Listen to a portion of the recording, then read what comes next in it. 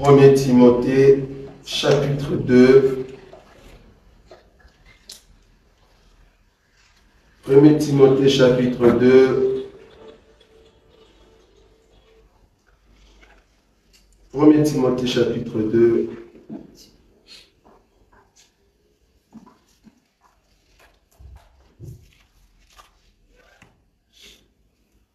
Nous allons commencer à partir du 8e verset et on descend. Je lis rapidement.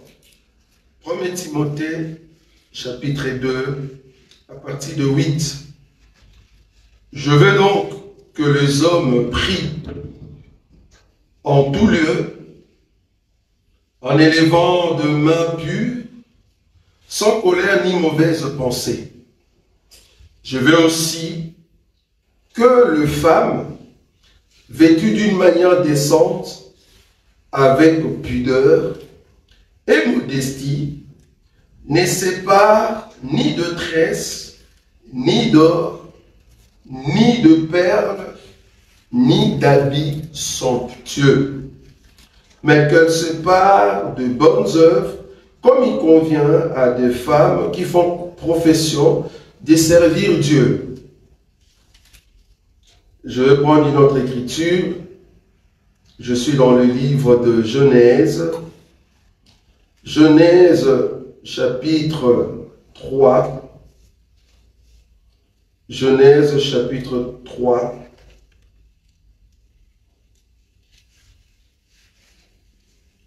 Je commence à partir du verset 21.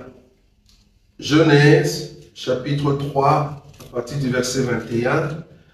L'Éternel, Dieu fit à Adam et à sa femme des habits de peau, et il les en revêtit. Je répète le verset 21. L'Éternel Dieu fit à Adam et à sa femme des habits de peau, et il les en revêtit. Je prends encore une autre écriture, juste au-dessus.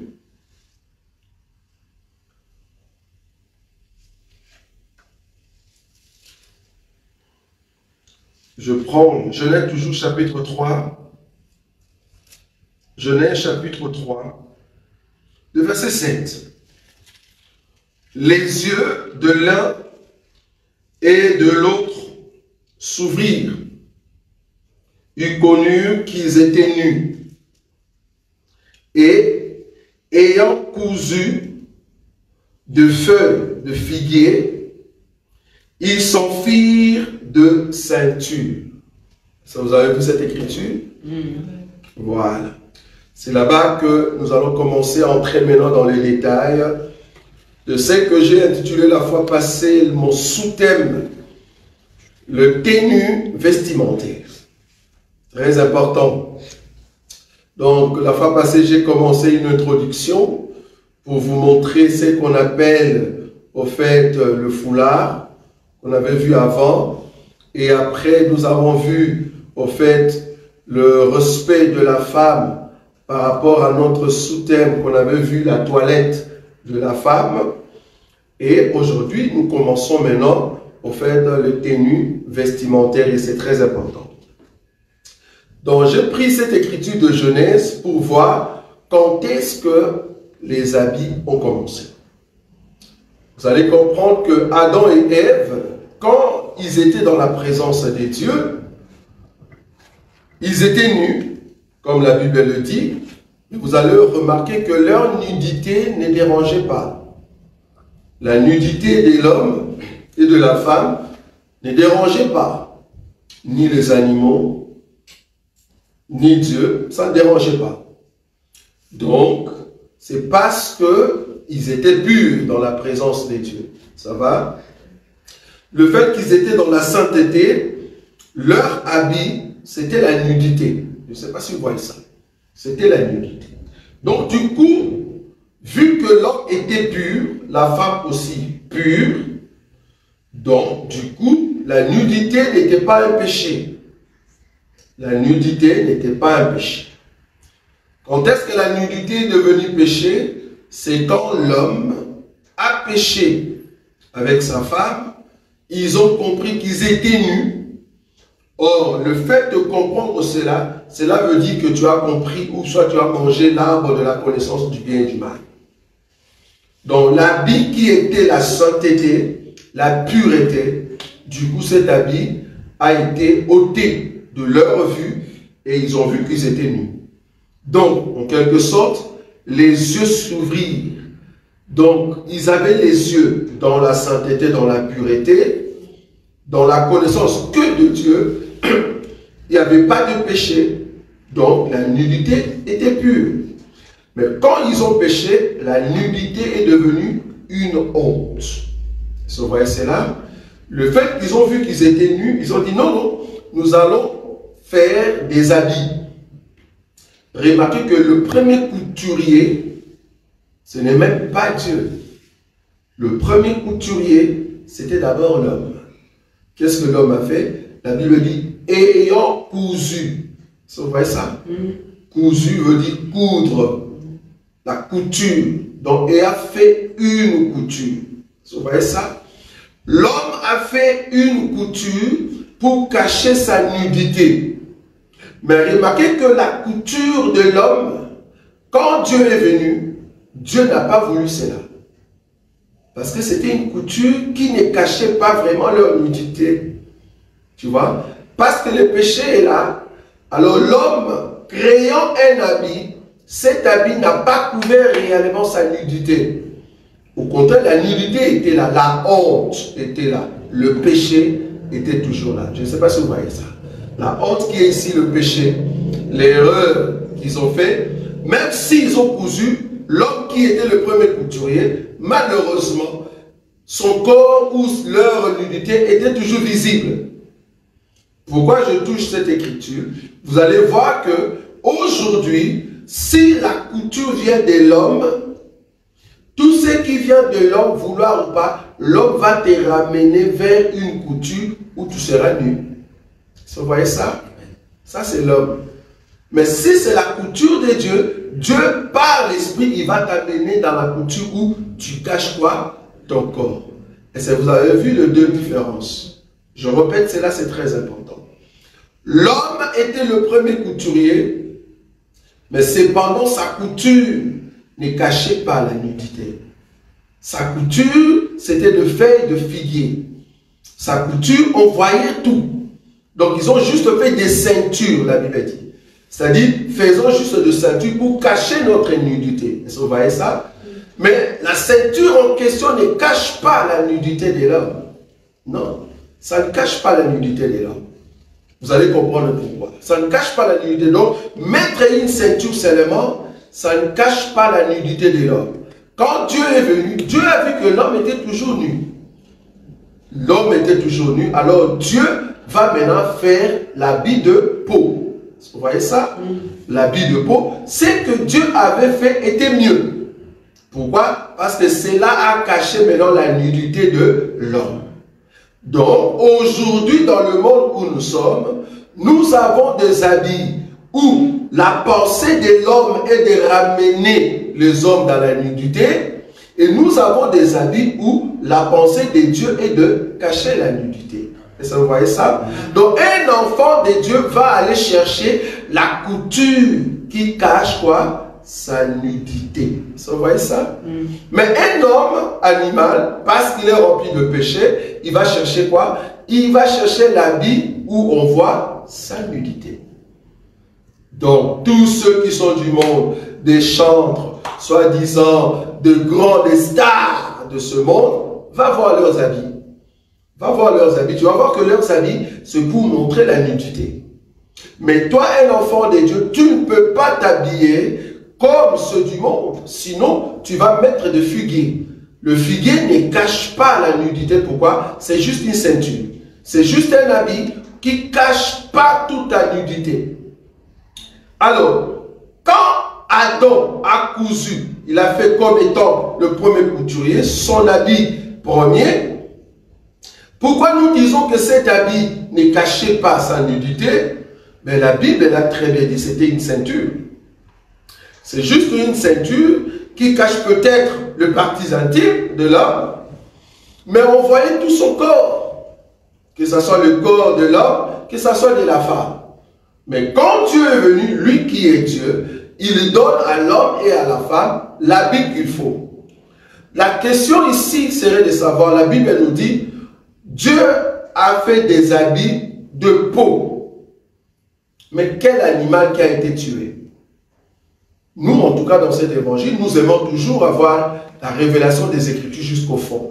Quel est l'animal qui a été tué? Et par cet animal, sa peau aide à ce que vous puissiez faire un habit. Vous voyez ça?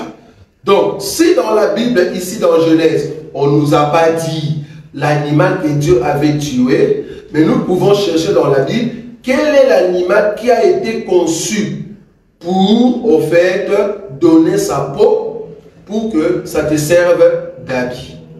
Est-ce que vous voyez cela? Parce que tu vas voir que les habits que nous portons, souvent, ça vient des arbres, des cotons, tu vois. Ça, ce sont des arbres, de coton, de fil, de nylon. Mais la partie où il y a la peau, là, c'est du cuir. Vous voyez? Quand on parle du cuir, ça, c'est l'animal. Maintenant, quel est l'animal que Dieu avait tué pour faire, au fait, l'habit de l'homme? Mais dans Genèse, il n'y en a pas. Mais il faut maintenant parcourir la Bible pour comprendre quel est l'animal que Dieu a créé pour que sa peau, parce que la Bible dit, il fait l'habit de la peau. Mais quelle peau, de quel animal? Je vais prendre cette écriture. Je suis dans le livre de Proverbes. Proverbes, chapitre combien? Proverbes, chapitre 27. Proverbes, chapitre 27. Proverbes, chapitre 27. Vous avez vu ça? Proverbes, chapitre 27, le verset 26. Il est dit ceci. Les agneaux, vous avez vu ça? Les agneaux sont pour tes vêtir. Vous voyez ça? Les agneaux sont pour tes vêtir. Et le bout pour payer les champs. Vous avez vu ça? Donc, un agneau a été conçu, un agneau a été créé pour te vêtir. Donc, si Adam et Ève ont été vêtus, c'est parce que Dieu avait tué l'animal qui a été créé pour vêtir. Vous voyez ça? Donc, cet animal n'est rien d'autre que l'agneau. Ah, nous comprenons. La Bible dit que l'agneau a été immolé avant la fondation du monde. Ah, on comprend. Donc, l'agneau a été immolé, tué avant la fondation du monde. Donc, du coup, un animal a été tué dans le jardin pour prendre sa peau et faire des habits à qui? À Adam et Ève. Vous voyez ça? Ok. Donc, du coup, pourquoi nous disons que l'homme a fait un habit, mais qui ne cachait pas sa nudité? D'abord, il faut définir c'est quoi la nudité dans la Bible. C'est quoi la nudité? Est-ce que les mollets, on appelle ça nudité dans la Bible? Est-ce que ma tête, on appelle ça nudité dans la Bible? Donc, je vais chercher dans la Bible ce que la Bible appelle nudité. Je vais prendre une écriture. Je crois, dans quel livre? Je prends quelle écriture? Je crois Lévitique, c'est ça?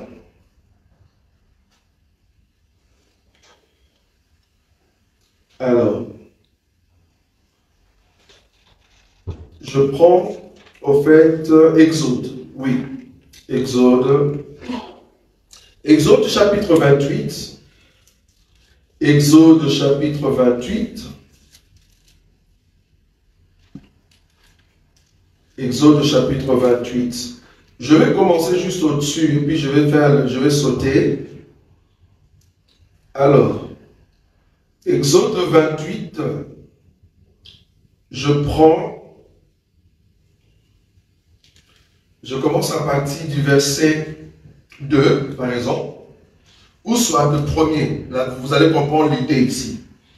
Fais approcher de toi Aaron, ton frère et ses fils, et prends-le parmi les enfants d'Israël pour les consacrer à mon service dans les sacerdoces. Aaron et le fils d'Aaron, Nadab, Abihu, Éléazar et Itamar. 2. Tu feras à Aaron ton frère de vêtements sacrés pour marquer sa dignité et pour lui servir de parure. Cette écriture va nous aider quand nous allons rentrer sur le terme parure. Ça va nous aider. Qu'est-ce qu'on appelle parure? Ici, la Bible dit l'habit d'Aaron, on va l'appeler parure pour Aaron. Même l'habit des enfants d'Aaron, on va l'appeler parure pour les enfants d'Aaron. Qu'est-ce qu'on va appeler parure? C'est par rapport à cette définition que nous allons définir parure, c'est quoi? Dans 1 Timothée chapitre 2. Donc ici, on voit déjà les vêtements. Et là, il commence à citer les vêtements. Maintenant, arrivé dans le verset 41, remarquez.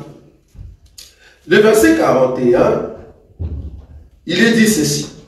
Ou soit je prends le verset 39 d'abord. Tu feras la tunique de fin lin, tu feras une tiare de fin lin, et tu feras une ceinture brodée. Nous avons la ceinture ici, nous avons la tunique. J'aimerais te dire que la tunique au temps d'Aaron et au temps de Jésus, tunique veut dire pyjama. Est-ce que vous savez ça? Tunique veut dire aujourd'hui pyjama. C'est-à-dire un habit qu'on met sous les habits. Vous voyez ça? C'est un pyjama. Un pyjama, c'est ce que nous on met aujourd'hui pour dormir. Et même Aaron, quand il était dans la position de repos, il mettait la tunique seulement. La tunique, c'est en fait un pyjama. Et au-dessus de ce pyjama, il va maintenant mettre la robe. Remarquez même Jésus, il avait, quand on vient pour enlever ses habits, qu'est-ce qu'on a enlevé? Le manteau, la robe et la tunique. Ça vous rappelez ou pas? Jésus, quand on voulait le tuer, on a dit que le manteau était ôté, et je crois qu'il y a un petit qu'il avait ramassé. Vous voyez ça? C'est quel manteau? C'est le manteau que Hérode lui avait donné. Donc le manteau royal. Est-ce que vous voyez ça? Quand il est venu dans la maison de Hérode, hein, il a quitté la maison de Pilate, on l'a amené chez Hérode.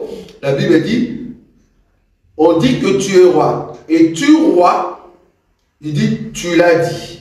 Et Hérode, qu'est-ce qu'il a fait? Il a enlevé, au fait quoi? Le manteau, il a mis sur Jésus. Or, Jésus avait déjà une robe. Vous voyez ça? Il avait déjà une robe. Et en dessous de cette robe, il y avait quoi? Il y avait la tunique. Donc, la tunique, c'est un habit, au fait, qu'on appelle aujourd'hui comme pyjama. Ça va? Est-ce qu'on est d'accord? Ok. Maintenant, tout juif, tout israélite, il mettait donc l'habit, comme on dit, habit complet, c'était manteau, robe, tunique, et nous allons maintenant rajouter un élément. Ça va?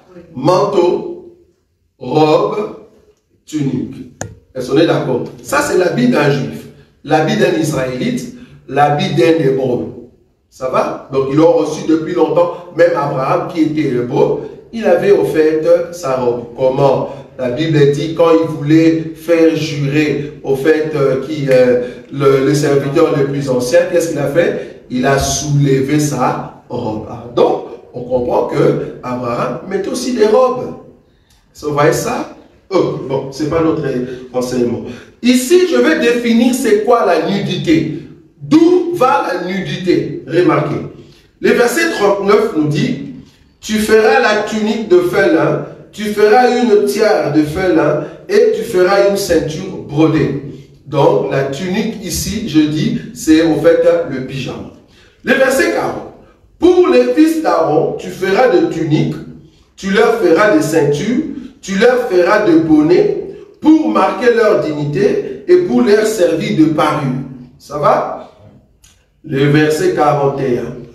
Tu en revêtiras Aaron, ton frère, et ses fils avec lui, tu le oindras, tu le consacreras, tu le sacrifieras, et ils seront à mon service dans les sacerdoces.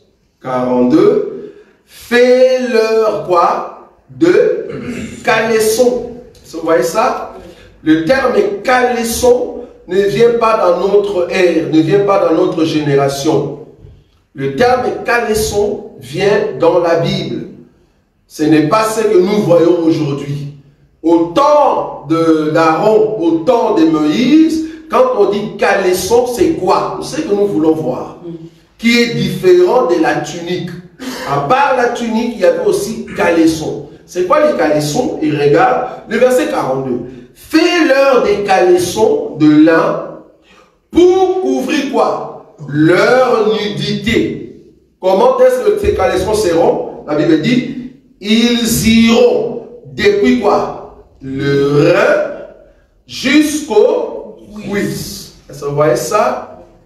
Quand on dit le rein, c'est-à-dire là pour l'homme, mais pour la femme, c'est là. Parce qu'il faut cacher la poitrine. Ça va? Il faut cacher la poitrine. Donc pour l'homme, le rein c'est là, et pour la femme, c'est là. Ok. Maintenant, donc du coup, la nudité de l'homme va de rein jusqu'où? Jusqu'au cuisse. C'est-à-dire le cuisse doit être à l'intérieur. Je ne sais pas si vous voyez ça. C'est-à-dire, une personne qui est nue devant Dieu, c'est toute personne, pour l'homme, qui laisse son rein jusqu'au cuisse, sans habit. Vous voyez ça? C'est-à-dire, de partir de rein jusqu'au niveau de cuisse, si cette partie-là est ouverte, tu es nu. Donc Dieu considère la nudité pour l'homme à partir de rein jusqu'au niveau de cuisse. Toute cette partie-là doit être couverte. Est-ce que vous avez vu ou pas? Amen. Cette partie-là doit être couverte pourquoi? Parce que Aaron devait travailler dans des degrés. C'est-à-dire, il y avait des escaliers quand il montait. Or, quand il monte, il ne faut pas que sa nudité soit vue. Vous voyez? Maintenant, pour cacher cela, il fallait mettre des caleçons à l'intérieur. Et ces caleçons, pour l'homme, ça allait de rein jusqu'aux cuisses. Donc, un homme qui est nu devant Dieu, vouloir ou pas, c'est tout homme qui, son habit va de rein jusqu'au niveau de cuisse. Ça va?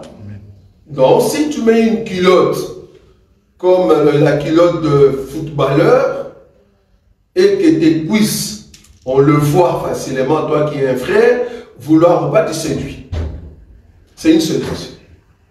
Pourquoi? Parce que tu as laissé, au fait, la partie qui devait être cachée. Et la femme qui n'a pas l'habit de là jusqu'au niveau des cuisses, au fait, tu es nu. C'est pour cela, nos sœurs ne peuvent pas mettre de mini-jupes. Est-ce que vous comprenez cela? Mini-jupe, pourquoi? Parce que quand tu mets des mini-jupes et que tu es assise, nous voyons quoi? Tes cuisses. Est-ce que vous voyez ça? Donc du coup, il faut cacher toute cette partie-là des cuisses. Il faut les cacher. Même quand tu es assise, nous ne pouvons pas voir tes cuisses. Tu dois cacher cela. Parce que Dieu considère la nudité quand le cuisse est vu, quand la poitrine est vue. C'est pour cela une seule ne peut pas montrer ses poitrines. Que ce soit une partie, non? Tu dois le cacher. C'est comme l'homme, il doit cacher cette partie-là jusque-là. Il doit le cacher. Est-ce que vous avez vu ça? Donc la définition de la nudité dans la Bible, c'est pour l'homme, ça va de rein jusqu'au niveau de cuisse, et pour la femme, le rein, en tout cas, le sein fait partie du rein. Ça va? Donc du coup, la poitrine de la femme est considérée ensemble avec le rein. Donc du coup, elle doit cacher à partir de la poitrine jusqu'au niveau de cuisse. Ça va? Ok.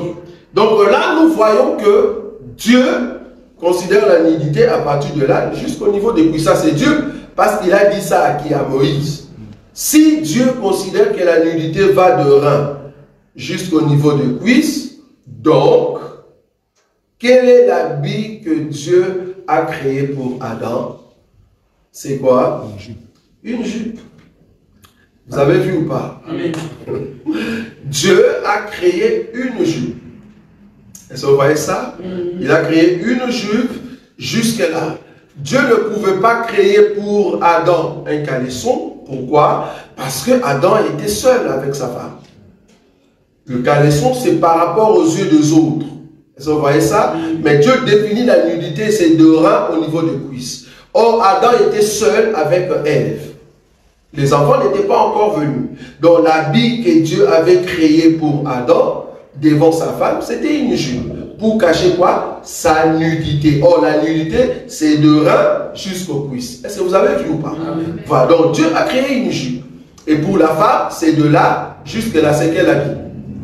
Robe. Ça vous voyez?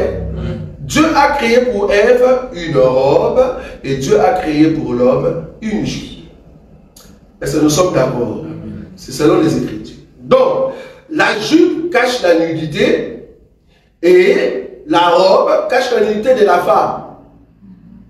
Cache la nudité de la femme. Donc, si aujourd'hui vous nous dites que la jupe est un habit de femme, je ne suis pas trop d'accord. Parce qu'en Écosse, et aujourd'hui, il y a aussi des modélistes qui font aussi de jupes. Ils ne sont pas, en tout cas, contre la parole, parce que même dans la Bible, nous voyons des hommes qui ont mis des jupes. Ça va? Si aujourd'hui nous voyons des hommes porter des robes, ils n'ont pas tort, parce que même dans la Bible, nous voyons des hommes qui ont porté des robes. Donc, la robe et la jupe, ce n'est pas l'habit de femme. Non. Vous allez comprendre qu'est-ce qui fait l'habit de femme. L'habit de femme, par rapport à Dieu, c'est par rapport à ce qui cache la nudité de la femme et ce qui cache la nudité de l'homme. Ça va? Est-ce que nous sommes d'accord? Oui. Voilà. Donc c'est Dieu qui est en fait le couturier qui dit ça, c'est l'habit de la femme, mais ça, c'est l'habit de l'homme. Donc au départ, Adam avait une jupe et Ève avait quoi? Une robe. Est-ce que vous voyez ça? En tout cas, si pas la robe, en tout cas un habit qui cache à partir de là jusqu'en bas. Ça peut être en forme de robe ou soit une pagne, un pagne, pardon. Ça va? Donc, ça pouvait être un pagne, ça dit couvrir de là jusqu'en bas, ou soit une robe. Est-ce que nous sommes d'accord? Ok. Maintenant, si tel est le cas, et que Dieu a créé une jupe pour Adam, pour cacher au fait sa nudité, parce que ça doit aller de rein jusqu'au niveau de cuisse, et que Ève, on lui a donné une sorte de robe, ou soit de pagne, un pagne pour couvrir au fait sa nudité. Et la Bible dit, c'est comme ça que maintenant, Adam est sorti, jusqu'à ce que nous sommes venus au temps de Noé. Mais avant d'arriver au temps de Noé, je vais répondre à une question directement ici qu'on m'avait posée la fois passée par mon frère Patou. Je vais prendre une écriture. Ce que nous avons vu à l'école, cela est conforme avec notre enseignement. Qu'est-ce que je voulais dire? Remarquez, je prends une écriture ici. Je suis dans Genèse chapitre 4. Genèse chapitre 4. Genèse chapitre 4. Je prends un verset ici qui va beaucoup m'aider.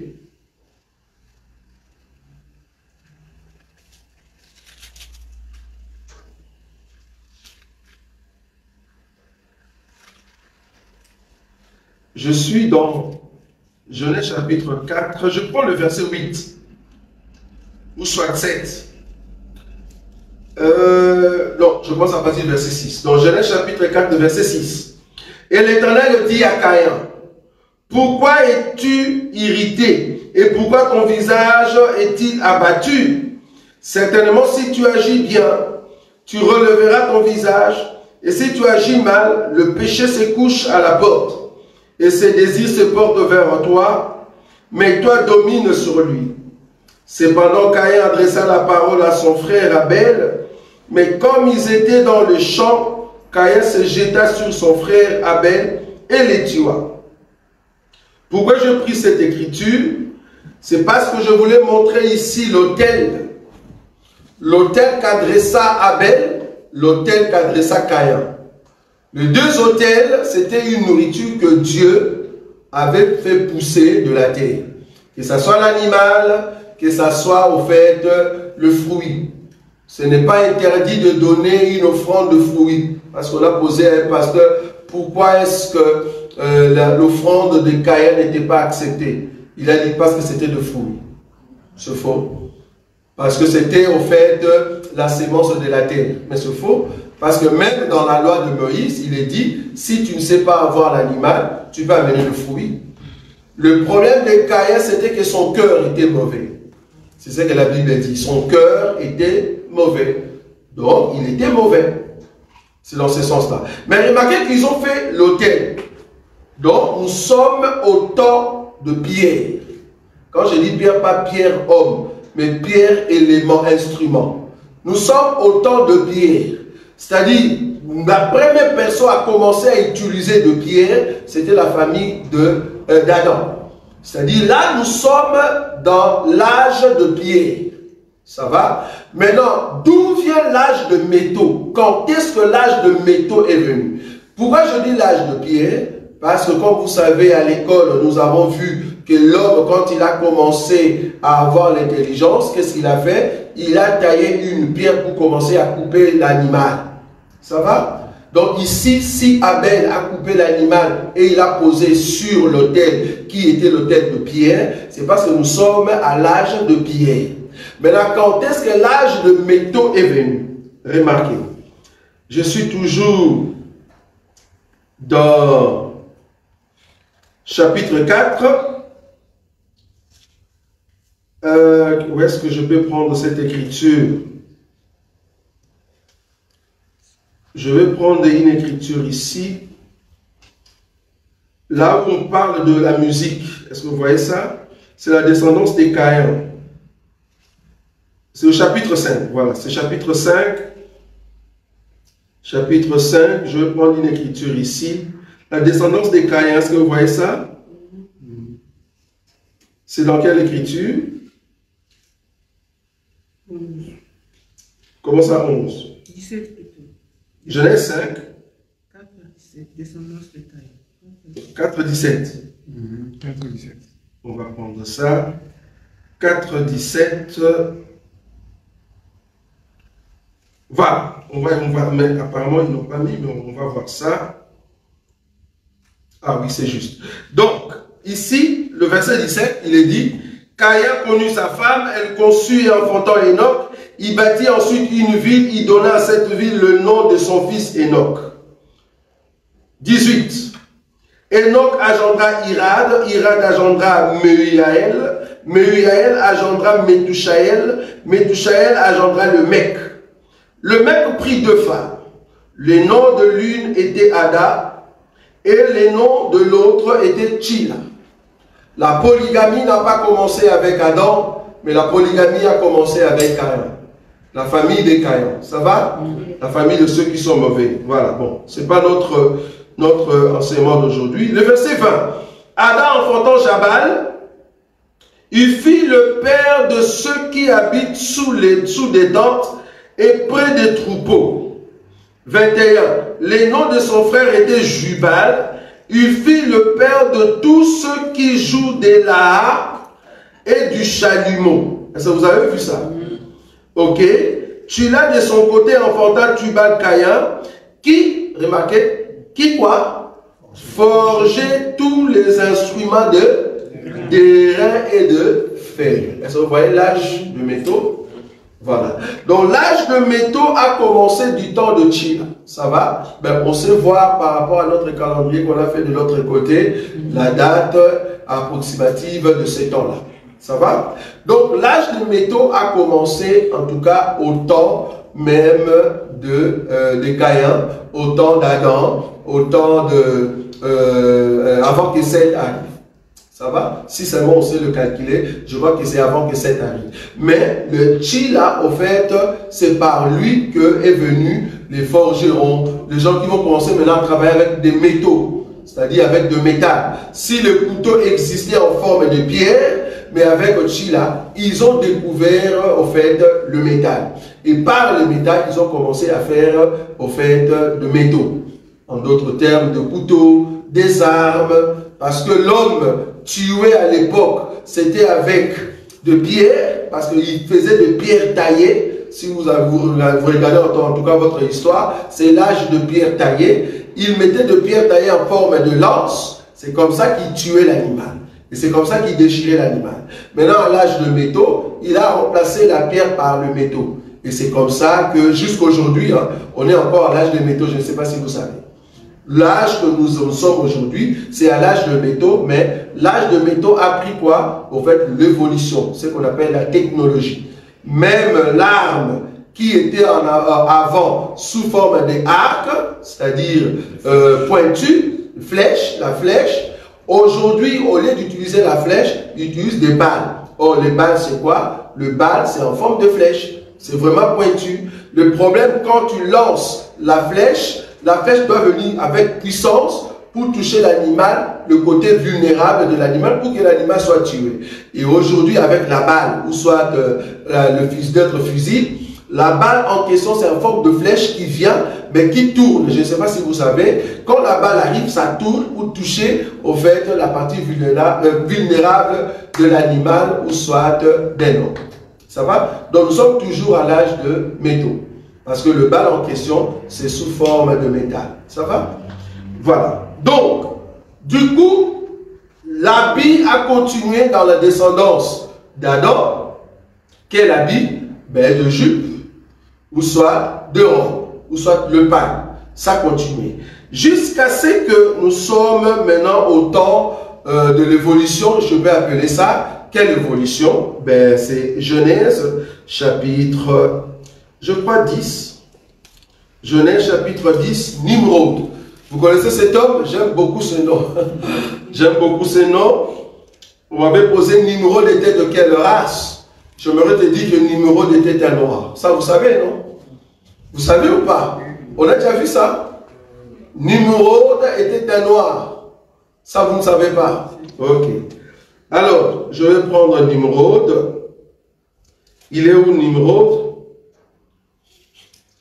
Je prends le verset là où il a construit au fait la tour de Babel, parce que c'est lui qui a construit ça. Nimrod. Alors je suis dans quelle écriture? 10:8 d'abord, ça va? 10:8. Regarde, Cush engendra aussi Nimrod. Vous avez vu ça? Oui. La Bible dit Cush engendra aussi Nimrod.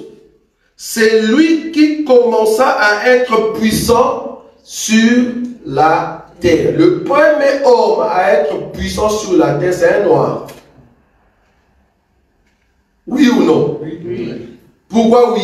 C'est parce que Cush, c'est lui le père par lequel tous les noirs sont sortis.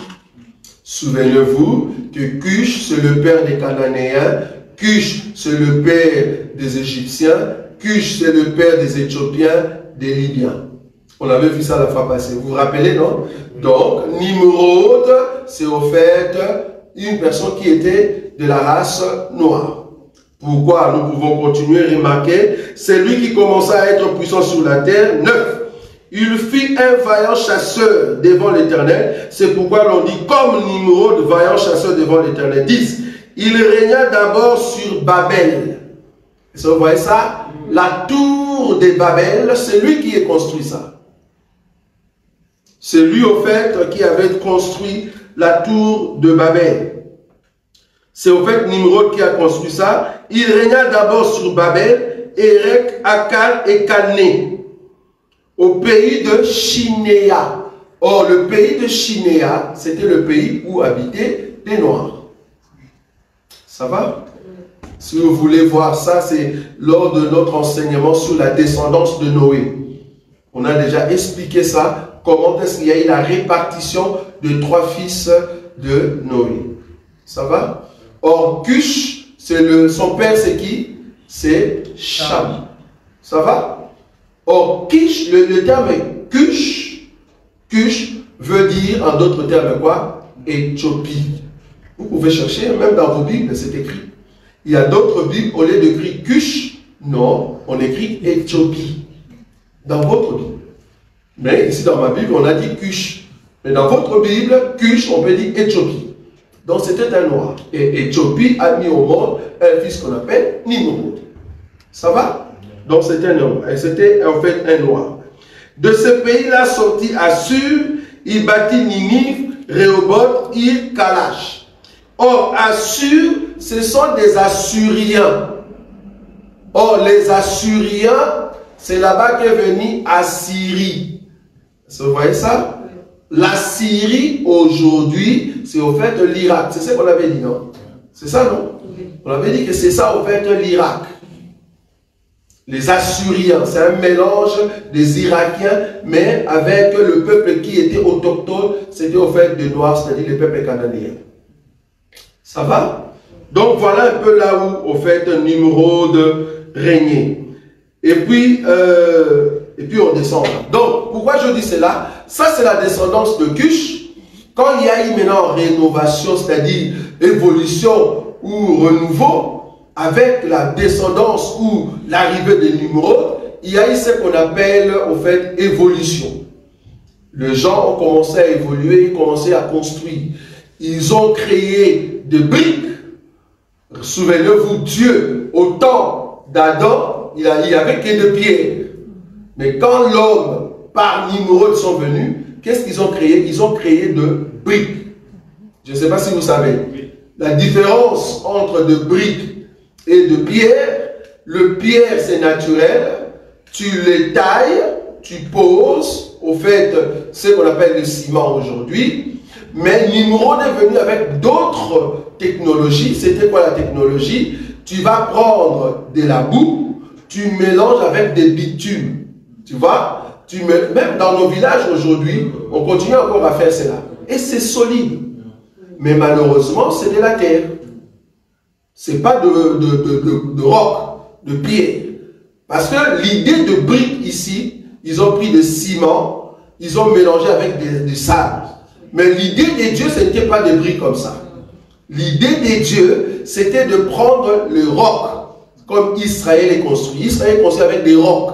C'est-à-dire, roc, tu tailles et tu le poses sur un ciment. Et c'est comme ça, même les Égyptiens, comme Israël était venu sur leur territoire, ils ont construit des pyramides comme ça. Les pyramides, ce sont des rocs qu'on a posés sur des ciments. Mais l'homme Nimrod, c'est lui qui est venu avec l'idée des briques, même aujourd'hui. Si nous construisons nos maisons aujourd'hui avec des briques, surtout ici en Europe, des briques rouges là, surtout ici en Europe, vouloir ou pas, la personne qui l'a amené, c'est un noir. Il s'appelle Nimrod. Ça va? Bon, ça c'est juste l'histoire, hein, comme on dit l'histoire biblique.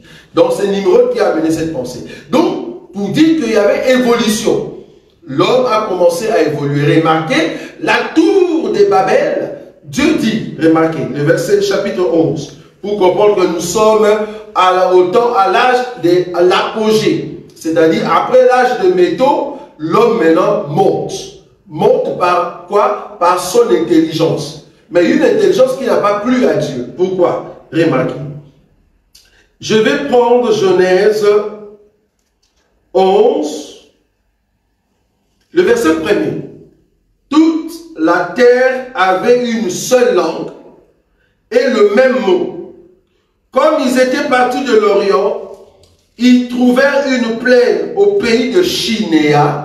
Or, celui qui régnait au pays de Chinéa, c'est qui? Je viens de le dire tout à l'heure. C'est qui? C'est Nimrod. Ça va? C'est lui qui régnait au pays de Chinéa. Ça va? Comme ils arrivèrent au pays de Chinéa, ils y habitaient. Ils se dirent l'un à l'autre, allons, faisons des briques. Est-ce que vous voyez ça? Oui. Le verset 3. Allons, faisons des briques et cuisons-le. Est-ce que vous voyez un peu l'intelligence? Ils ont fait des briques avec de sable. Ils ont mis dans le feu pour que ça devienne quoi? Du solide. C'est vraiment comme on fait des briques aujourd'hui. Même dans nos pays, surtout les briques rouges là. Même dans de Basaïs, dans de provinces, c'est toujours comme ça. Voilà, donc les sables rouges on met dans le feu, ça devient dur. Et c'est comme ça qu'on va fabriquer au fait de briques. Et cuisons-le au feu, et la brique leur servit de pierre, et les bitumes leur servit de ciment. Tu as vu ça? Le terme ciment ne vient pas dans notre génération. Le terme ciment vient de la jeune... Parce que la personne qui écrit ici, ce n'est pas Noé, ce n'est pas Adam. C'est qui écrit ici? C'est Moïse. Donc Moïse appelle ciment la matière que Nimrod avait trouvé une idée de mettre entre les deux pieds. Vous imaginez l'intelligence. Mais cette intelligence, c'était une intelligence humaine. Vous voyez ça? Remarquez, c'était une intelligence humaine. Le verset 3. Ils se dirent l'un à l'autre, allons faisons-nous des briques et cuisons-le au feu. Et la brique leur servit de pierre et le bitume leur servit de ciment. Ils dirent encore, allons bâtissons-nous une ville et une tour dont les sommets touchent au ciel. Et faisons-nous un nom afin que nous ne soyons pas dispersés sur la terre de toute la terre. L'Éternel descendit pour voir la ville et la tour que bâtissait le Fils des hommes. Et l'Éternel dit, voici, ils forment un seul peuple et ont tous une même langue. Et c'est là ce qu'ils ont entrepris. Maintenant, rien ne les empêcherait de faire tout ce qu'ils auraient projeté. En d'autres termes, l'homme est uni dans les langages et dans le boulot. Et il a dit quoi? Nous allons construire des gratte-ciel. Gratte-ciel, c'est aujourd'hui. Mais au temps des Nimrod, ils ont dit, nous tous, nous allons habiter dans un seul bâtiment. Et les bâtiments vont toucher quoi? Le ciel. On appelle ça gratte-ciel. Vous voyez? Ça ne vient pas d'aujourd'hui des gratte-ciel. Gratte-ciel vient des Nimrod. Depuis le temps des Nimrod, ils ont déjà construit des gratte-ciel. C'est un homme noir. Je dis ça parce que ça se trouve dans la Bible. Il ne faut pas cacher la race que nous avons.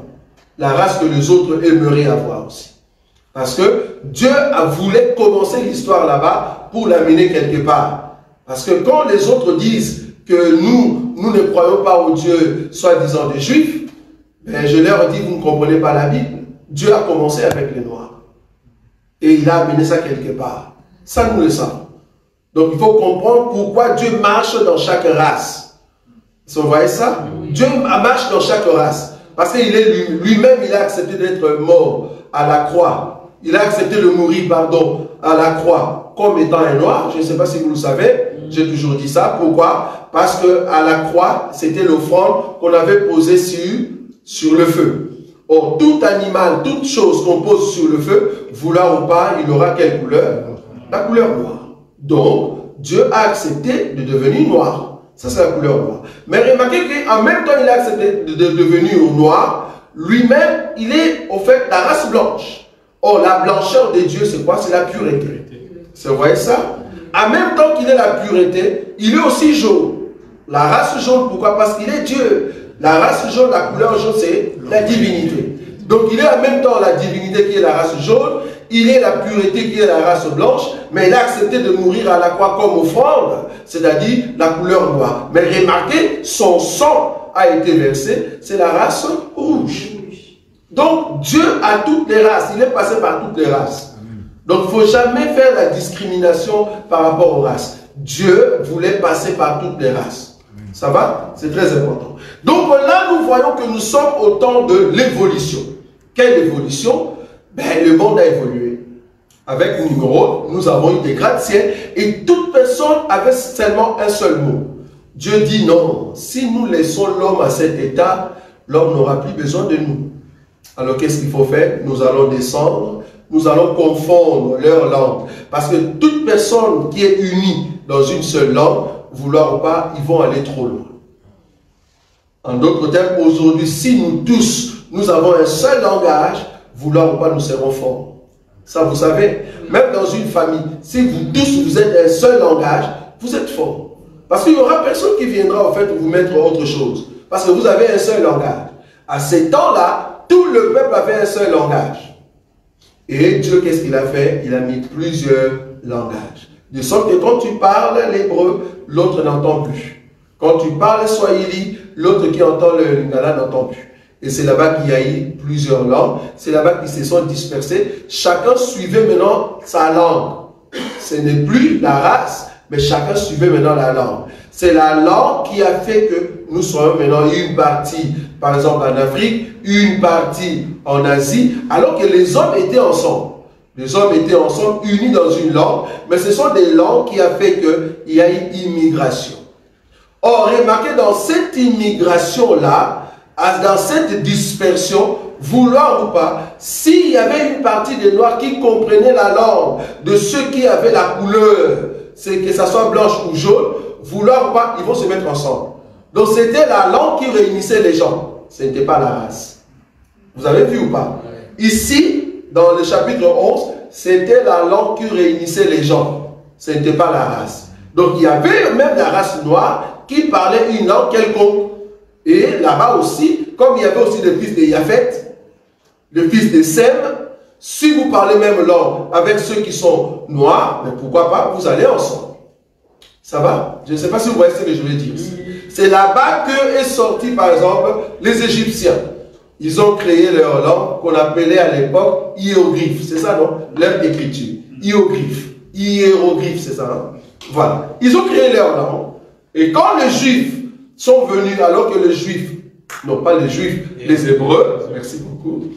Quand les Hébreux sont venus, vouloir ou pas, ils sont venus où? En Égypte.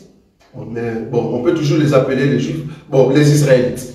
Quand ils sont venus en Israël, ils ont trouvé quoi? Les hiéroglyphes. Avec leur langue, il y a eu un mélange.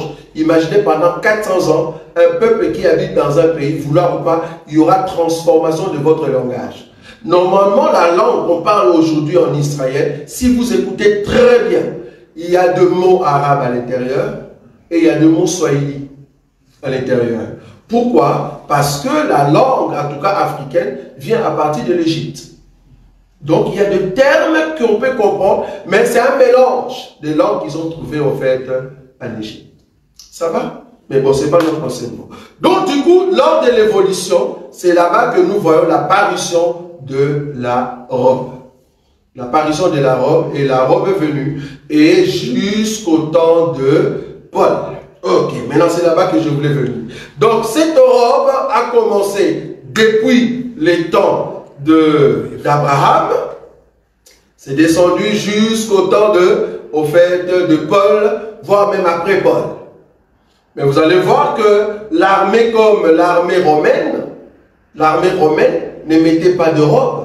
L'armée romaine mettait quoi? De jupe. Vous voyez ça? Mettait de jupe. Pourquoi? Parce que c'était normal pour un homme de mettre de jupe. C'était une tenue qui fait que, voilà, on te reconnaît comme étant un Romain. Même le Romain normal, il mettait de jupe. C'est-à-dire c'était une tenue qui est venue d'ailleurs. Mais Israël lui-même mettait des robes. Donc une jupe était vue comme étant un habit des étrangers. Vous voyez ça? Un habit des étrangers. Mais par contre, la robe, c'était l'habit des Hébreux. Ok? Vous avez vu? Ok. Les Égyptiens. Les Égyptiens à l'époque de Moïse, ils mettaient quelle tenue? Jupe, pantalon, robe. Jupe. Ça va? Les Égyptiens, ils mettaient des jupes. Pourquoi? Mais l'histoire nous enseigne cela. Même les temps de Ramsès, c'était des jupes. Donc, Moïse, qui est grandi au fait dans la maison des pharaons, il mettait quoi? Des jupes. Joseph, la Bible dit Joseph aux yeux de ses frères. Il apparaissait comment? Comme étant un Égyptien. Donc, la tenue qu'il mettait, c'était la tenue égyptienne. Donc, il mettait des jupes. Donc, une jupe, ce n'est pas un habit de femme. Je souligne ça parce qu'on arrive quelque part. Est-ce que vous voyez comment je viens? Donc, je viens de panne. Jupe, robe, tout ça, il n'y a pas un habit d'homme, il n'y a pas un habit de femme. Pour comprendre que ça, c'est un habit d'homme, il faut aller voir le couturier. Amen. Je ne sais pas si vous voyez comment je viens. Okay. Maintenant, nous sommes au temps de notre frère Paul. Nous sommes au temps de Paul. Paul vient maintenant nous donner, je vais vous laisser le temps de poser des questions parce que je termine dans 10 minutes. Paul nous donne maintenant cette écriture de Timothée chapitre 2, là où nous avons lu tout à l'heure. Vous avez vu l'historique de l'habit. C'est très important d'aller là-bas. Maintenant, remarquez ici, dans 1 Timothée, chapitre 2, le verset 9. Très important. Il est dit ceci. Je veux aussi que les femmes, vêtues d'une manière décente, avec pudeur et modestie. D'abord, on va s'arrêter là. Je veux aussi que les femmes vêtues d'une manière décente. Ça, c'est le souhait. Le souhait de qui? D'un prophète, d'un ministre de Dieu, d'un enfant de Dieu, qui donne le souhait. Il veut, à ce que si tu es une femme de Dieu, tu dois te vêtir comment? Au fait, manière décente, pudeur et modestie. Quand on dit la décence, ça veut dire quoi? La décence. Vous connaissez ce mot? Décence. La décence, ça veut dire pas trop frappant. Pas trop frappant. La décence veut dire, quand je te vois, c'est pas ça qui m'attire rapidement. Non. Donc simple, pas trop frappant. La décence. Pudeur veut dire qui cache les parties intimes. C'est ça un habit, pudeur. Donc, une femme doit s'habiller pudeur. Et quand on dit modestie, modeste, c'est-à-dire simple. Vous voyez ça? C'est-à-dire qu'il ne faut pas nous amener des habits compliqués trop chers. Sois simple. Et là, il parle à l'église. Il ne dit pas à la maison. Il dit à l'église. Parce qu'il parle à Timothée. Il dit à Timothée, pour quelle église? L'église d'Éphèse. Parce que Timothée était pasteur de l'église d'Éphèse. Or, Éphèse, dans ces temps ici, Éphèse était la ville commerciale. Où les gens avaient quoi? L'argent. Vous voyez ça? C'est pour ça dans le chapitre, je crois, 6, le verset 17, on peut lire ça, remarquez. Chapitre 6, le verset 17, remarquez ce que Paul dit à Timothée. Recommande aux riches du présent siècle de ne pas être quoi?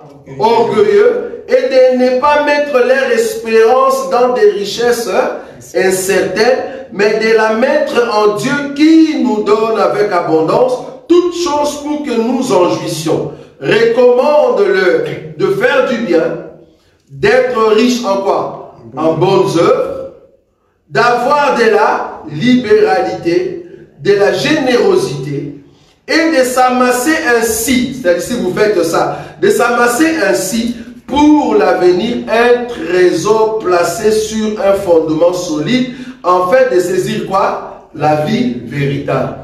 Cette écriture, Paul ne dit pas aux riches de ne pas être riches. Non. Il dit seulement aux riches, si vous êtes riches, dit à ces riches-là de ne pas de mettre leur cœur là-bas. Vous voyez ça? Ça dit, même si je suis riche, j'ai des beaux habits, mais je ne mets pas mon cœur là-bas. Mais cela ne m'empêche pas d'avoir de beaux habits, d'avoir la richesse. Mais je ne veux pas mettre mon cœur là-bas. C'est un élément. Nous allons rentrer aussi prochainement. Donc du coup, dans cette écriture ici, de 1 Timothée chapitre 2, Paul donne un conseil. Paul martèle pour dire que la femme en Christ, si vous êtes en Christ et Jésus, la façon de s'habiller, il y a 3 éléments. C'est-à-dire, nous avons la pudeur, hein, je prends l'écriture, la pudeur, deuxième élément, la décence, et troisième élément, la modestie. Si une femme est déjà habillée comme ça, alors évitez de mettre de parure, de paraître. Vous voyez, c'est là. Okay. Nous allons d'abord rester dans l'habit vestimentaire, après l'or et tout ça. Okay. Donc, l'habit vestimentaire, cet habit, pardon, cette tenue vestimentaire, Paul dit, doit être pudeur. Qui dit pudeur? Cacher la nudité. Est-ce que nous sommes d'accord? Okay. Cacher la nudité par rapport à Dieu. Quand je dis cacher la nudité, il y a d'autres habits, tu le mets. Tu as caché la nudité, mais tu es encore nu. Pourquoi? Parce que c'est un habit que l'homme a créé. Je ne sais pas si vous voyez. J'ai dit ça tout à l'heure. C'est un habit que l'homme a créé, croyant cacher la nudité, mais en réalité, ça ne cache pas la nudité. On voit la nudité. Quel habit? Un habit qui est impudique. C'est un habit, oui, mais impudique. Or, l'habit doit être pudeur. Quand on dit pudeur, pas seulement cacher la nudité, mais on ne peut pas voir ta forme. Non, ce n'est plus pudeur. Pudeur veut dire, je ne vais pas montrer mes formes. Non, je ne peux pas. Moi qui suis un enfant de Dieu, je ne peux pas mettre un habit qui montre mes formes. Pour les hommes, peut-être le forme, ce n'est pas par derrière, mais par devant. Donc, aujourd'hui, un frère qui nous met un pantalon slim, serré à fond, ça ne va pas. Vous voyez ça? Oui. Donc, ce n'est pas pudeur. Même un frère, quand ce n'est pas pudeur, ce n'est pas pudeur. Même un frère. J'ai beaucoup aimé, j'ai vu une vidéo où il y a un pasteur du Congo, il y a un pasteur qui a prêché dans son église. Et le pasteur n'était pas bien habillé. Et lui, il venait d'arriver, et puis il a vu la scène, il a dit au modérateur, si possible que le pasteur puisse arranger son habit.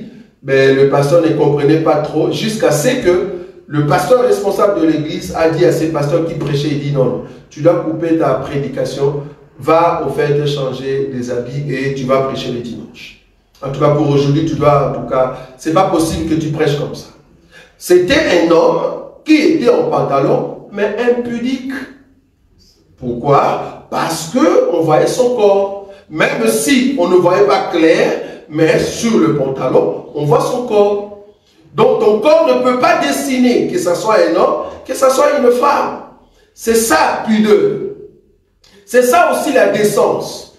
La décence, quand on dit décence, c'est-à-dire s'habiller de sorte que tu ne gênes pas la pensée des autres. Regarde par exemple de reines. Même nos reines, avant de sortir, ils ont toujours des conseillers. Avant que tu sortes, il y a des conseils qui regardent la pudeur, qui regardent la décence, tout ça, ils regardent. Une reine ne peut pas sortir n'importe comment. On doit tout contrôler. Sinon, les paparazzis, vous connaissez les paparazzis? Ils vont prendre des photos. Une reine, on a pris des photos bizarres, ça ne va pas. Donc, du coup, une femme, un frère qui n'est pas pudeur, ben tu pêches. C'est malséant. Parce que ici, nous sommes à l'église. Nous sommes à l'église. Mais supposons que je suis dans la maison. Est-ce que je suis obligé de m'habiller pudeur? Je suis à la maison avec ma femme. Parce que là-bas, nous sommes dans un jardin d'Éden. Je vais me mettre en pudeur parce que j'ai des enfants. Mais supposons que nous sommes à deux. Je n'ai pas besoin d'être en pudeur. Je ne sais pas si vous voyez ça. C'est-à-dire, quand on parle de pudeur, ce n'est pas partout. On parle d'être pudeur par rapport à l'identité de la chrétienté. C'est-à-dire, étant chrétien, je mets des habits qui donnent au fait la référence que voilà un chrétien. Étant chrétien, je donne l'identité de l'habit que Dieu a fait pour Adam et pour Ève. Pourquoi? Parce que ça vient de Dieu. Donc du coup, comme je suis un enfant de Dieu, Dieu me dit de mettre un habit pudeur.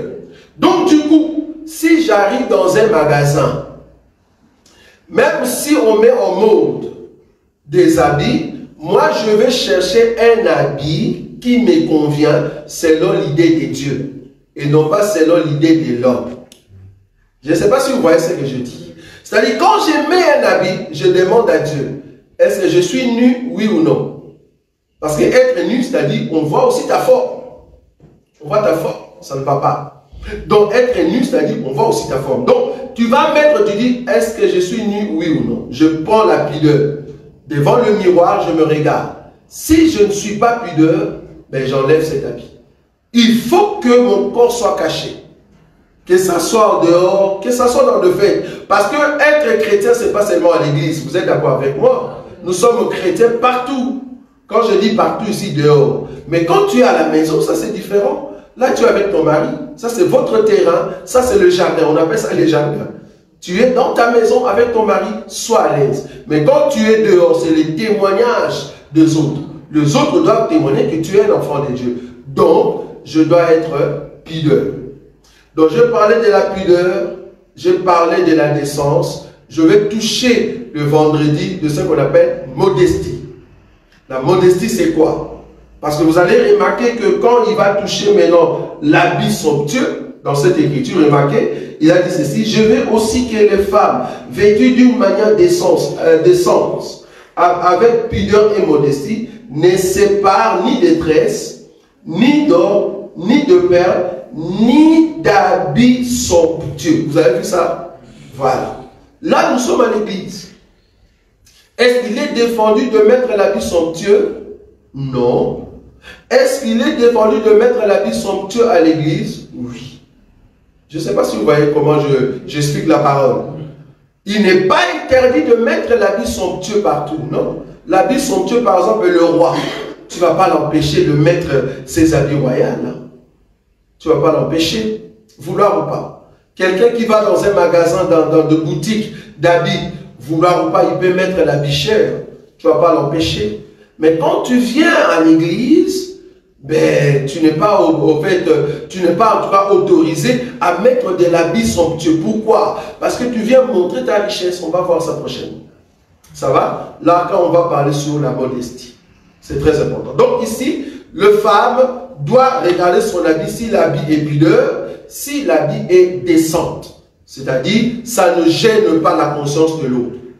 C'est très important. Par exemple, aujourd'hui, on a des habits qu'on appelle des dentelles. Un habit qu'on appelle des dentelles.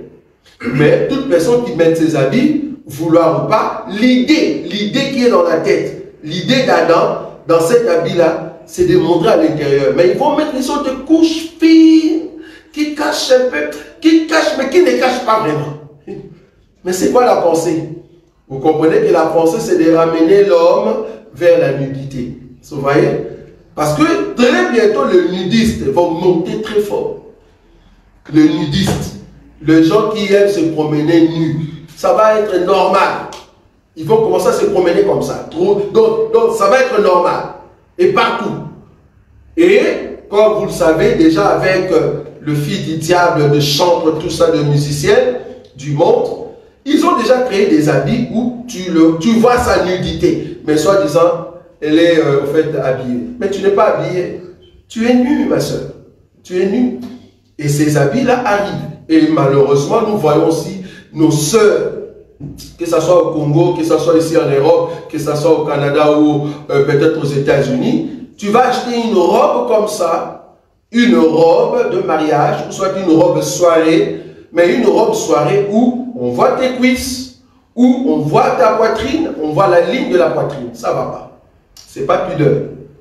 Une sœur en Christ doit au fait refléter la chrétienté partout. Donc son habit doit avoir les trois critères. Pudeur, modestie, décence. C'est les trois critères. Donc si tu veux acheter un habit, il faut qu'il y ait ces trois critères. Donc prochainement, nous allons voir sur la modestie. Que ça soit aussi un frère, je l'ai martelé ici. Ça va? Voilà.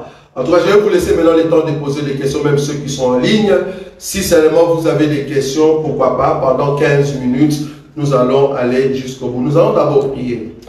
Tendre Père, nous te disons un grand merci. Un grand merci parce que tu nous montres comment est-ce que l'habit est venu dans le monde. Toi qui es le véritable couturier, tu as fait que l'habit de l'homme soit un habit qui va de rein jusqu'aux cuisses et l'habit de la femme au niveau de la poitrine jusqu'aux cuisses. Pour la seule gloire de ton nom. Nous voulons, Seigneur, comprendre la modestie, la pudeur et la décence avec le Saint-Esprit qui est en nous, afin que nous soyons propres à chaque instant que nous passons partout dans le monde, que nous puissions éclairer et donner la lumière à ton peuple. Nous ne voulons pas être des pierres d'achoppement. Partout où nous allons passer, Seigneur, dans notre façon de s'habiller, nous voulons que le cœur de ton peuple soit dans la joie parce que tu es Dieu. Tu es Dieu. Bénis tout un chacun de nous, que cette soirée soit une soirée de grâce, une soirée de bonté, alors que nous allons dormir, que nos songes soient pour toi, Seigneur. Alors que nous allons commencer notre prière demain, Seigneur, à partir de 5 heures, Sois avec nous pour la seule gloire de ton nom, parce que tu es le Dieu qui aime les gens qui s'approchent de sa grandeur. Accompagne-nous tous ces temps que nous allons commencer notre prière de 40 jours. Assiste-nous du début jusqu'à la fin, parce que nous allons le commencer, Seigneur, demain matin, parce que tu es Dieu. Que seul ton nom soit élevé en ton nom, Jésus-Christ, que nous avons ainsi prié. Amen. Amen. Nous laissons le temps des questions. Pendant 10 minutes, si vous avez des questions. Oui, frère Béni. On a une question ici en ligne. Oui. De sœur Charlotte Rongo. Oui. Elle demande, et si on reçoit des gens chez soi, oui, même en été, peut-on mettre un habit où on voit les formes, que ce soit la femme ou l'homme devant les enfants? Oui. J'ai bien dit ici, si vous êtes seul, toi et ton mari, ben vous avez le droit de jouir de votre jardin. Je l'ai dit ici. Mais tu vas voir que quand Adam a dit que nous sommes nus, ils ont compris qu'ils sont nus, ils ont caché leur corps, c'est le regard de l'autre. C'est le regard de l'autre qui fait que je cache ma nudité. Quand Dieu est venu, il a donné aussi un habit qui cache vraiment la nudité de l'homme. Pourquoi? C'est le regard de l'autre. Donc du coup, les enfants, c'est le regard de l'autre. Les gens qui viennent à la maison, c'est le regard de l'autre. Mais mon mari, ma femme, ce n'est pas le regard de l'autre parce que nous sommes un. Je ne sais pas si vous voyez ça. Donc s'il y a des gens qui viennent à la maison et que j'étais mal habillé, ben, je cache au fait ma façon d'être. Je cache au fait mes formes. Je cache, ou si j'étais en culotte, ben, je mets un pantalon normal. Il ne faut pas dire, ah, je suis chez moi, c'est vous qui êtes venu chez moi, alors vous pouvez voir en fait comment est-ce que je suis, Dieu m'a créé bien. Non. Tu dois cacher au fait ta forme, tu dois cacher au fait ce que Dieu t'a donné comme corps. Ça va? Il ne faut pas laisser, si tu étais en culotte, même les visiteurs, ils viennent là-bas, ils voient tes cuisses, parce que tu as été à Basic Fit, hein? Tu es devenu comme Goldberg, et voilà, tu gardes tes cuisses comme Goldberg pour que tout le monde puisse voir. Tu es en cinglé, hein? Parce qu'il y a des frères qui aiment montrer leur, comment on dit, leur poitrine, que j'ai été dans le Basic Fit, et tu es en cinglé, et puis voilà, on te prend une photo, ou soit des gens qui sont venus chez toi à la maison, du coup tu restes avec ces cinglés-là pour qu'on puisse voir ta forme, tu dis, ah, ce n'est pas un péché parce que c'est vous qui êtes venus chez moi. Non, étant un chrétien, bien que les gens qui sont venus chez toi, en tout cas à moins que ça soit par erreur, la porte s'est ouverte et les gens t'ont vu, pour le respect, ben, cours vite, va te changer. Ça va? Mais si normalement les gens vont venir chez toi, je suis certifié que tu es au courant qu'il y a des gens qui vont venir chez moi. Donc du coup, je ne veux pas rester dans cette tenue. Je veux aller m'échanger par rapport à l'heure qu'ils m'ont dit qu'ils vont venir. Ça va? Bien que tu es chez toi, tu dois normalement changer de tenue. Ça va? Oui? Alors pour les hommes, comme la nudité vient de rein jusqu'au genou, oui, c'est-à-dire un homme qui n'a pas de t-shirt, il n'est pas nu. Bon, en tout cas, déjà du temps comment on dit, de Romains, ben, rester torse nu, ça montrait au fait la force de l'homme, tout ça. Mais avec les temps, parce que je parle de l'évolution. Parce qu'il faut toujours marcher dans l'évolution. Or, l'évolution nous amène dans 1 Corinthiens chapitre 11. La nature elle-même ne vous enseigne-t-elle pas? Or, la nature d'aujourd'hui nous enseigne, nous, à ne pas rester torse nu si je suis ici. Parce que autant, tu comprends maintenant? C'est par rapport à la nature. Donc, bibliquement parlant, il n'y a pas une écriture qui interdit. Mais si tu vas dans la nature, cela interdit. Mais nous regardons, par exemple, Jésus. Jésus a été tué, en tout cas, il n'avait pas des habits. On est d'accord? Il n'avait pas des habits. La Bible dit par exemple, Jésus, il a enlevé ses habits qu'il avait, il a pris une ceinture, il a mis sur le rein, il a commencé à laver les pieds des disciples. En réalité, cet habit-là, c'est quoi? Une tunique. Or, tunique, c'est l'habit qu'on met sous. Normalement, tout le monde ne peut pas le voir. Ça va? Donc, un pyjama, aujourd'hui, normalement, tout le monde ne peut pas le voir. On comprend un peu. Donc, du coup, il y a aussi cet aspect de la nature. Bibliquement parlant, un homme qui laisse la poitrine au-dessus, nous voyons même des militaires, au temps même du temps de David, de tout ça, qui combattaient la poitrine, en tout cas, laisser selon l'écriture que nous avons lue, ça ne dérange pas. Mais tu vas voir qu'Aaron, il n'a pas montré quand même sa poitrine. Il est caché avec la tunique ou soit la robe. Bien qu'en dessous, il a les caleçons. Ça va? Donc du coup, laisser la partie ici pour l'homme, ça ne dérangeait pas. Mais avec l'évolution, aujourd'hui, la nature nous enseigne, dans l'église, c'est malséant. Donc du coup, selon la nature, comme Paul nous a dit, c'est malséant pour un frère. Moi, je viens ici, je mets ma culotte jusque là, mais je suis torse nu. C'est malséant. En fait, c'était dans le sens que, par exemple, là, on vient dans des pays chauds, Oui. où des fois, tu peux être torse nu, mais Oui, sans vouloir choquer. montrer. Choqué, oui, mais tu peux être torse nu. Oui, je suis d'accord, mais dans ta maison. Mais tu ne vas pas me dire, je serai torse nu. Il fait chaud, je viens à l'église. Alléluia, alléluia. Non. Voilà, tu es torse nu dans ta maison. Même moi aussi, même ici, nous sommes dans des pays froids ou chauds. Quand il fait chaud, je suis chez moi à la maison, je peux être torse nu ou en cinglé, ça ne dérange pas. Moi et mes enfants, ça ne dérange pas. Ça va? Mais par contre, s'il y a des visiteurs qui arrivent, je ne vais pas être torse nu. Tu vois là où je suis. Donc du coup, la nature aujourd'hui ne me permet pas, pour que je ne sois pas une pierre d'achoppement. J'ai bien dit ici, la nudité, c'est les regards de l'autre. Ce n'est pas toi, ce n'est pas ta femme, c'est les regards de l'autre. Donc du coup, quel est les regards de l'autre pour que je ne sois pas une pierre d'achoppement? Or, les regards de l'autre voudraient que je puisse cacher ma poitrine, donc je mets un t-shirt dessus, ou une chemise. Ça va? Il faut toujours concorder les Écritures. Encore une question par rapport aux habits. Prochainement, nous allons voir maintenant, est-ce que mettre les pantalons à tout prix, c'est un péché? Ça va? Mettre les pantalons, est-ce que c'est un péché? Vous allez voir que tout ce qui est pantalon, que ça soit robe, parce que quand Paul a parlé ici, concernant pudeur, décence et modestie, il n'y a personne qui mettait des pantalons. Est-ce que vous êtes d'accord avec moi? Amen. Il n'y a personne qui mettait des pantalons. Et pourquoi il a parlé alors des pudeurs? Ah, c'est parce que même de robes, il y avait des robes qui étaient sans pudeur. Est-ce que vous êtes d'accord avec moi? Ah, donc il y avait aussi des robes qui étaient sans pudeur. C'est pour cela que Paul a parlé des pudeurs. Parce que si le robe était toujours pudeur, mais pourquoi alors Paul allait parler de ça? Alors qu'au temps de Paul, il n'y avait pas de pantalon. Donc une robe aussi peut être sans pudeur. De la même manière qu'un pantalon aussi peut être sans pudeur. Donc je dois m'habiller pudeur. Donc, quand tu mets même les pantalons, il faut que ça soit pudeur. Que ça soit un homme ou que ça soit une femme. Ça, c'est un élément. Deuxième élément. Le couturier, c'est lui qui sait faire. Ça, c'est un pantalon d'homme. Ça, c'est un pantalon de femme. C'est juste par rapport à un élément. Que ça soit la robe des femmes, que ça soit la robe des hommes. C'est juste un élément qui fait que ça, c'est une robe d'homme. Ça, c'est une robe de femme. Ça va? C'est juste par rapport au couturier. Oui?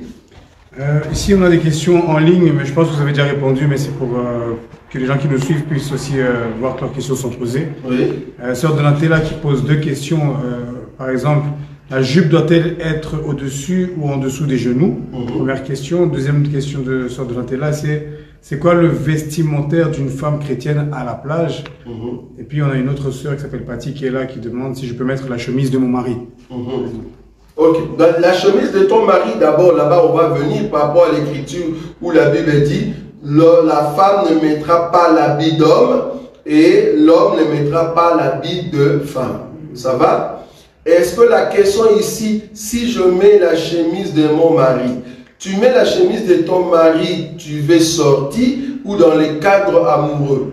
Il y a des éléments comme ça. Ça va? Il y a des éléments. C'est comme si moi je mettais la blouse de ma femme et je viens ici à l'église. Vouloir, pas vous tous ici, vous allez dire, qu'est-ce qui ne va pas avec mon frère? Ça va? Parce que les sœurs savent que cette robe-là, c'est pour les femmes. Mais je suis dans les cadres amoureux. Avec ma femme à la maison, je mets sa robe. Je mets sa chemise. Ce n'est pas dans la pensée que nous allons ouvrir l'écriture. Vous allez comprendre.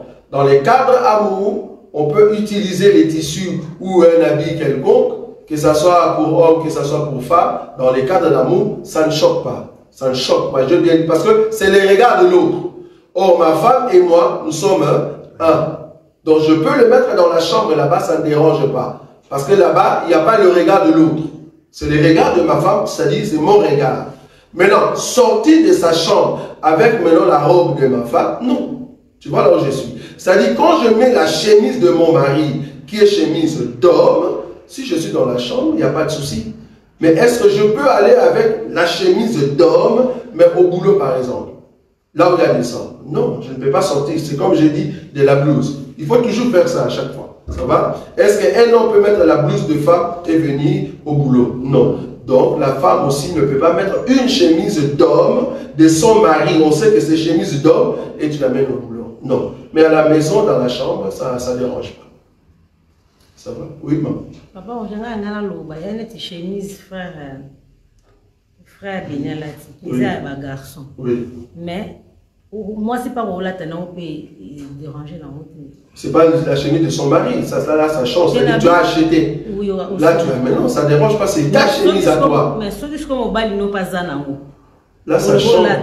Bon, ce n'est pas la même chemise.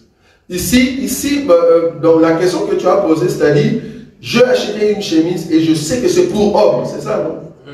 C'est ça, non? Je sais que c'est pour homme. Étant chrétien, je ne vais pas le faire. Parce que j'ai déjà l'enseignement. C'est comme si tu me disais, j'ai vu une blouse. C'est vraiment une blouse de femme. Je dis, mais c'est joli. Mais non. Ben oui. C'est ça différent. Bon, il y a aussi des chemises femmes. Il y a aussi des chemises femmes. Chemise homme, chemise femme. Mais quand tu les mets, aujourd'hui on a été dans un magasin. Chapeau. Tu vois les chapeaux? Il y a aussi chapeau homme et chapeau femme. Ben j'ai mis ça sur la tête. Nadine m'a dit, c'est pour femme. Voilà, donc il y a chapeau et chapeau. Alors que les deux sont toujours des chapeaux. Ça va? Donc, oui, Nadine. Oui, moi je pense que c'est que maman Sylvie fait éclaircir. Bon, je vais aller plutôt dans le sens de polo ou t-shirt, pas chemise. Parce que des fois, il y a des polos ou t-shirts mix. Oui. On ne sait pas vraiment, on ne sait pas vraiment si c'est d'homme ou c'est la femme. Oui. C'est pour le femme. Là, tout le monde peut mettre. Voilà. Tu l'as bien dit, c'est mixte. Quand on dit mixte, c'est parce que ici, c'est le couturier. Il faut toujours regarder le couturier. Qu'est-ce que le couturier veut? Le couturier, Dieu, voulait que l'homme mette la jupe. Le couturier, Dieu, voulait que la femme mette le pagne ou soit la robe. Mais là, si le couturier dit c'est une chemise mixte, c'est-à-dire même l'homme ou la femme peut le mettre, je ne pêche pas. Je ne pêche pas. Mais une blouse de femme, c'est vraiment femme, je ne peux pas le mettre. Il y a aussi des blouses pour hommes, ça vous savez, non? Blouse, mais pour hommes. Oui. Tissu, parce que blouse c'est quoi? C'est tissu. Oui. Les tissus, mais pour hommes. Il y a aussi des blouses pour hommes, il y a aussi des blouses pour femmes. Donc, si la blouse en soi, c'est pour femme, je ne peux pas le mettre. Mais si la chemise, comme maman Sylvie a dit, la chemise est mixte, mais tu peux le mettre, il n'y a pas de souci. C'est mixte. Parce que c'est le couturier qui a dit c'est mixte. Je le mets, je ne souffre pas.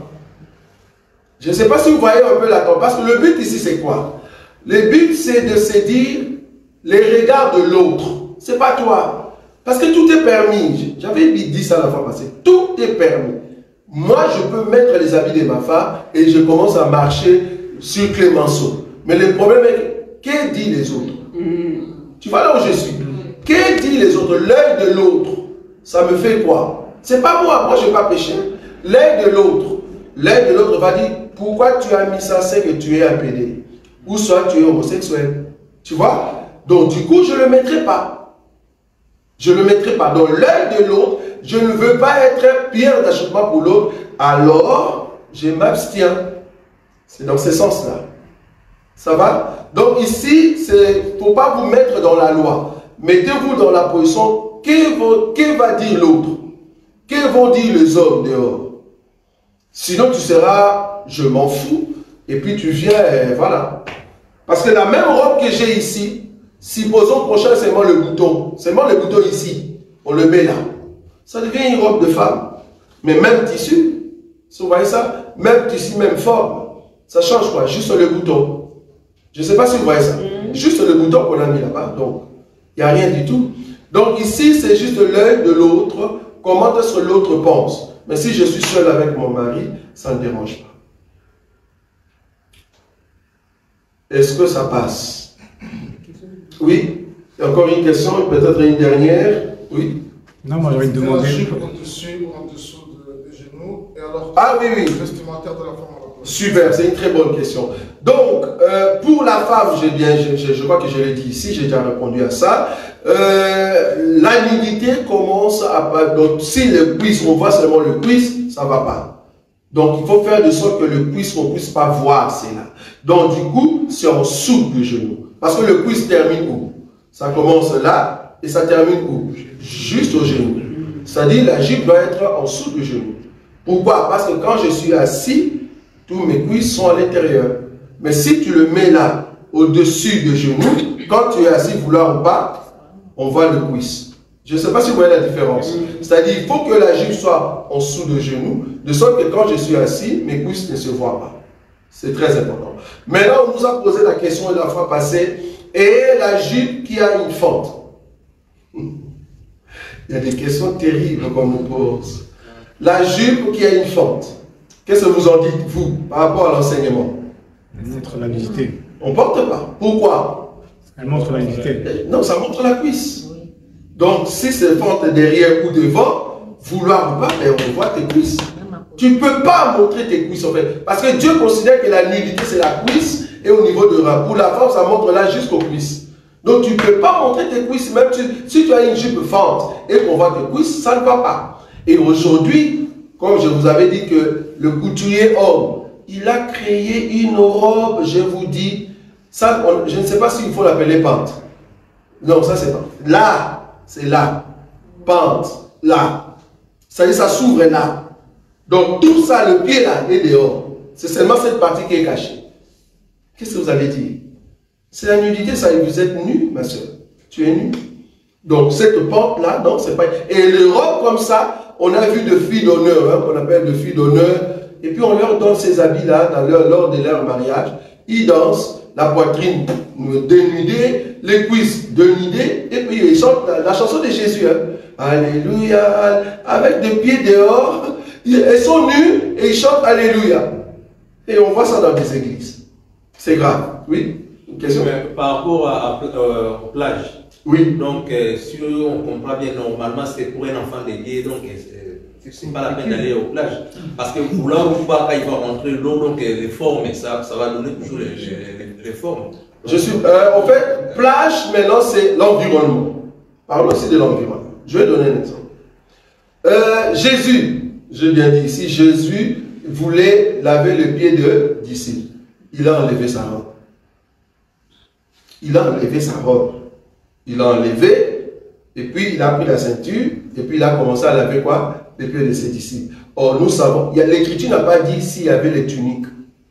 Attends, on va voir ça. Jean chapitre 13. Permettez qu'on termine là-bas, parce que les questions sont vraiment prépondérantes. Genèse chapitre 13. Est-ce qu'il est dit qu'il est resté avec la tunique? Je crois. Hein? On va lire. Jean chapitre 13. Voilà, regarde, le verset 4. Qu'est-ce qu'il est dit, frère Alain? Il est dit quoi? C'est s'éleva les tables, oui. ôta ses vêtements et prit un linge dont il s'est saigné. Regardez, on a dit ici, il ôta ses vêtements. Question maintenant, est-ce qu'il a tout ôté et qu'il est resté seulement avec la ceinture? Vous voyez ça? Parce que ici, il faut faire la différence entre les vêtements. J'ai déjà donné cet enseignement. Les vêtements et les pyjamas. Les vêtements dans la Bible veut dire manteau, robe. Le pyjama, c'était à côté. Tu vas voir qu'il y avait les vêtements et la tunique. Les vêtements et la tunique. Donc on marchait toujours vêtements et tunique. Quand on dit vêtements, c'est-à-dire manteau, robe. Quand on dit tunique, c'est-à-dire pyjama, ce qui était à l'intérieur. Donc Jésus ne pouvait pas rester nu, juste pour laver les disciples, non. Quand on dit il ôta ses vêtements, c'est-à-dire il a enlevé les vêtements qui étaient dessus, il est resté avec la tunique, qui était un pyjama. Ça c'est la culture juive. Ça va? Donc il n'était pas resté nu. Mais remarquez qu'avec la tunique, c'est honteux de rester comme ça dehors. C'est-à-dire là-bas, il peut le faire. Tu vois? Il n'a pas péché. Mais avec la même tunique devant les gens, non, c'est honteux. Pour que ça soit vraiment honteux, remarquez, on l'a ôté tous les habits, même la tunique. On l'a ôté quand on l'a crucifié. Tu vois? Mais dans les territoires, là où il avait les pieds, là ça passe. Mais dehors, ça ne passe pas. Maintenant, la question c'est de savoir par rapport aux plages. Quelles sont les tenues, au fait, pudeur de plage? Quelles sont les tenues impudiques de plage? Tu vois là où je suis. Donc, du coup, par rapport à ces territoires-là, ça change. Par rapport à ça. Sinon, tu vas dire qu'un enfant de Dieu ne peut pas laver dans une piscine. C'est-à-dire, c'est interdit. J'aurais pas une écriture. Piscine publique. Public, je parle de public. C'est ça. Je veux dire, c'est ça. Est-ce que c'est interdit?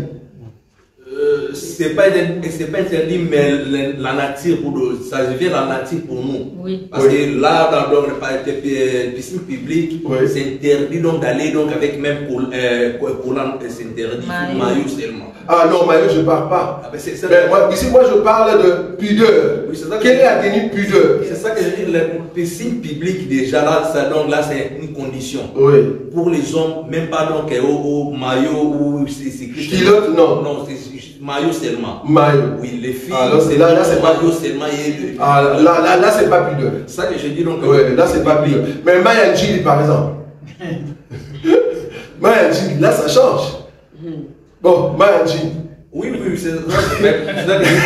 Mais là, en rentrant dans l'eau, quand tu vas sortir, donc ça donne toutes les formes. Ah, c'est quel est j'ai beaucoup aimé ce que tu as dit maintenant. C'est-à-dire, quand on entre dans l'eau, alors là, on aura un problème de baptême. C'est ce qu'on nous a posé comme question la fois passée. On nous a dit maintenant, par rapport au baptême voulant, quand quelqu'un entre dans l'eau, que ce soit au temps de Paul, que ce soit au temps de Jean-Baptiste, on voit les formes des femmes. Mais là, nous sommes quand même dans un service saint. Je ne sais pas si vous comprenez.